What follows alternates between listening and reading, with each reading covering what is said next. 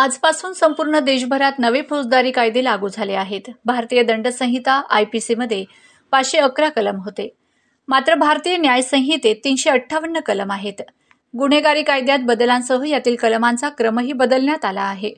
यापूर्वी भारतीय दंड संहिता 1860 म्हणून ओळख होती, आता भारतीय न्याय संहिता 2023 अशी ओळख राहणार।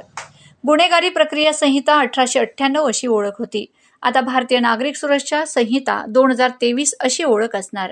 तर भारतीय साक्ष संहिता 1872 भारतीय साक्ष संहिता 2023 म्हणून ओळखला जाणार।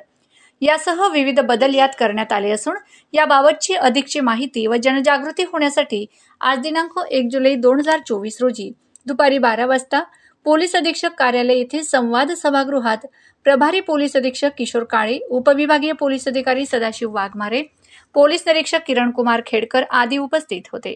या नवीन कायद्यांची नागरिकांना, पत्रकारांना, न्यायव्यवस्थेत काम करणाऱ्या कर्मचाऱ्यांना माहिती व्हावी, जनजागृती व्हावी याकरिता कार्यशाळा घेण्यात आली होती।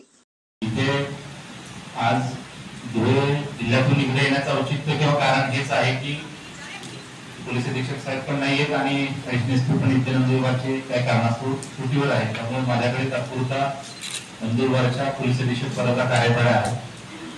आपल्या सगळ्यांना माहिती आहे की आज दिनांक 1 जुलै पासून तीनही फौजदारी कायदे जे आपले 3 मेजर ऍक्ट आपण ज्याला म्हणतो, म्हणजे ओरिजिनली ज्याला आपण IPC, CRPC, एव्हिडन्स म्हणजे भारतीय दंड संहिता, तसेच फौजदारी प्रक्रिया संहिता आणि